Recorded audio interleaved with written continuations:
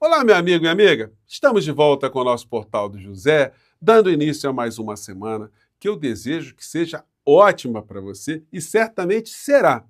Você já deve ter observado que de uma semana para cá o astral no Brasil mudou bastante. Nós não tivemos nesse final de semana nenhum tipo de manifestação, nenhum tipo de publicação histérica, nenhum tipo de atentado, nenhum tipo de bravata. Todas essas criaturas estão percebendo que a justiça chegou, o impacto chegou. E essa gente que está sendo encaminhada para o lixo da história, eles terão muito tempo para ficarem refletindo na cadeia. Evidentemente, muitos entulhos ainda ficaram fora desse lixão.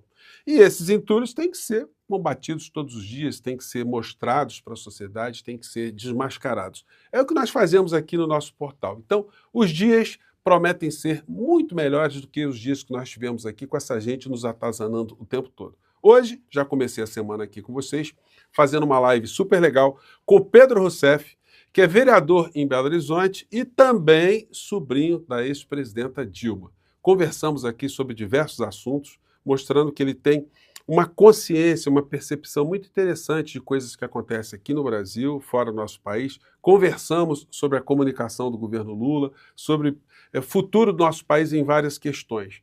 E também mostrou para todos nós que existem jovens aqui no Brasil que estão aí se envolvendo com a política, que estão cada vez mais ajudando outras pessoas a se conscientizarem também. Bom, dito isso, vamos aqui aos nossos temas desse começo de semana, porque tem muita coisa acontecendo. Vou abordar aqui situações que aconteceram ontem, algumas coisas estão acontecendo hoje, mas antes de mais nada, é fundamental sempre convidar você que chegou agora ao nosso portal e ainda não é inscrito, para que você se inscreva aqui conosco e venha participar aqui do nosso portal. Mande seu comentário, compartilhe os nossos vídeos, dê seu joinha e, se puder, prestigie também nosso clube de membros e o nosso novo canal de cortes. Você que é muito bem-vindo e muito bem-vindo. Gente, olha, às vezes a gente tem fenômenos assim que a gente não percebe muito bem, né? Você está numa tranquilidade e não acontece nada, e aí você acha que tem alguma coisa estranha. A coisa estranha é justamente a gente ter sido tão atazanado nos últimos tempos por essa gente da extrema-direita e vê-los agora absolutamente recolhidos. Bolsonaro vai ao hospital sob forte escolta policial e boletim médico aponta quadro de anemia e pneumonia residual. Na primeira vez que deixou a prisão domiciliar após condenação, este presidente foi recebido por apoiadores na porta da unidade de saúde sob os gritos de anistia já. E a foto aqui, né, tem a indefectível bandeira da pátria do Bolsonaro e do seu clã, a bandeira dos Estados Unidos aqui. Estão cercados aqui por um aparato de segurança por vários motivos, né? Primeiro, para ele não fugir. Segundo lugar, para ninguém tentar fazer uma besteira com a criatura para ele virar vítima de novo.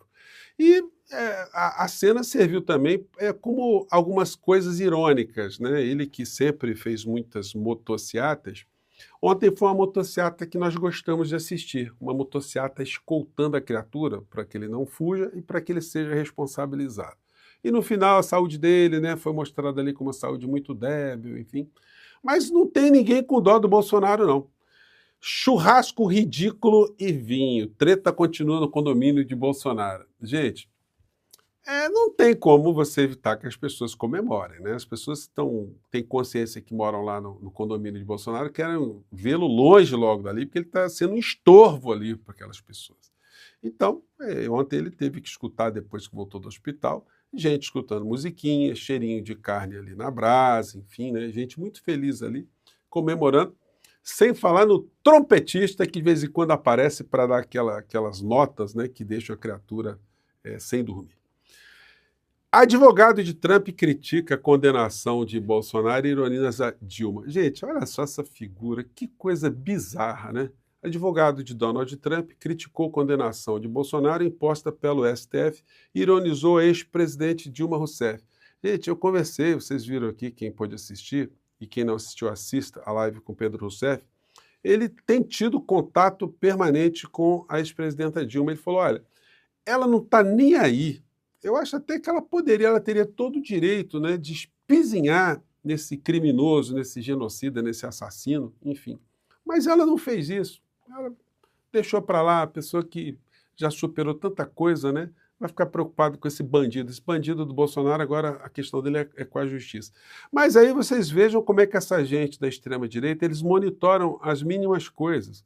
Bastou a Dilma ter saído com o Leonardo Atushi numa foto que ele que publicou, comemorando lá, ou simplesmente brindando alguma coisa, que o advogado de Trump veio fazer esse tipo de reparo. Uma coisa totalmente absurda, indevida, enfim.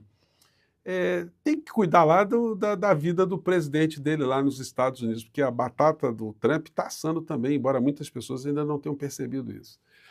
Uma das criaturas que está caladinha, né, depois de muita histeria, é o senhor Silas Malafaia. Mas, senhor Malafaia, o senhor que anda implorando para que o ministro Moraes devolva seus cadernos, nós saberemos em breve que coisas estão escritas nesses seus cadernos misteriosos. Nós temos certeza que não são apenas versículos bíblicos, né?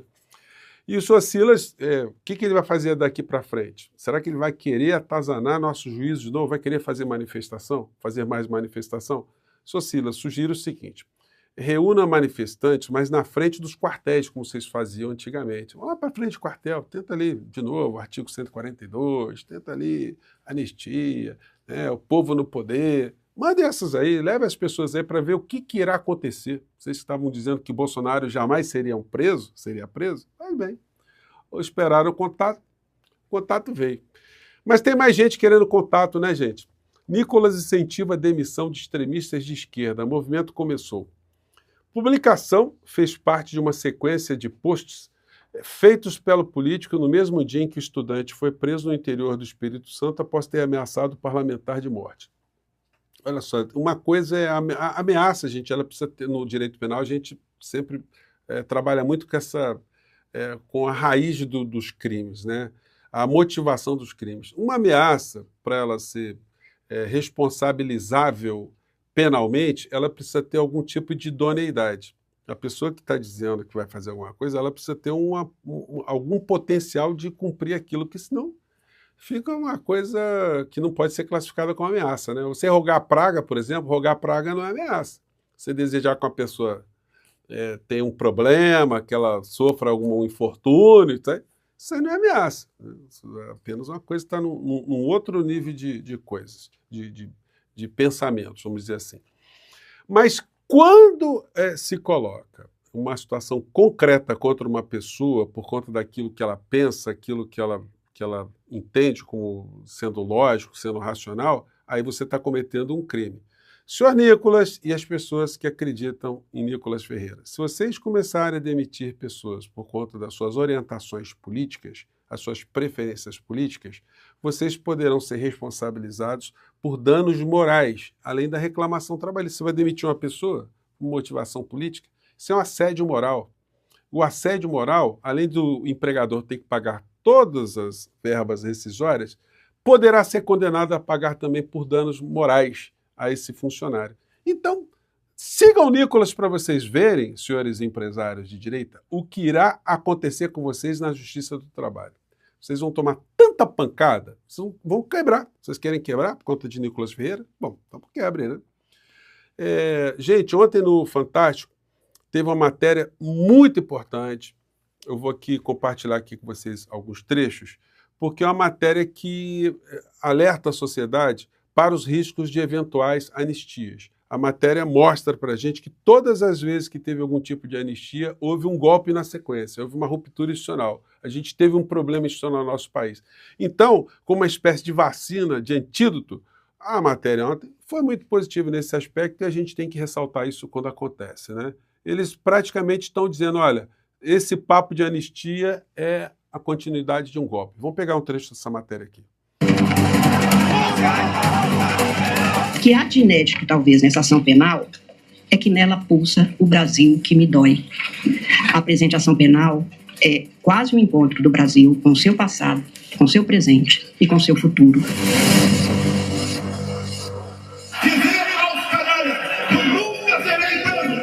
Jair Bolsonaro foi condenado à prisão com 5 militares e 2 delegados por liderar uma organização criminosa. Dano qualificado contra o patrimônio da União. É importante eles mostrarem essas cenas, né? A gente nunca pode perder de perspectiva por que é que o Bolsonaro está indo para a cadeia. reparação de patrimônio tombado, tentativa de abolição violenta do Estado Democrático de Direito. Os atos que compõem o panorama espantoso e tenebroso da denúncia são fenômenos de atentado com relevância criminal contra as instituições democráticas. É o primeiro ex-presidente da República considerado culpado por tentar um golpe de Estado. Fixo a pena final para o réu Jair Messias Bolsonaro em 27 anos e 3 meses.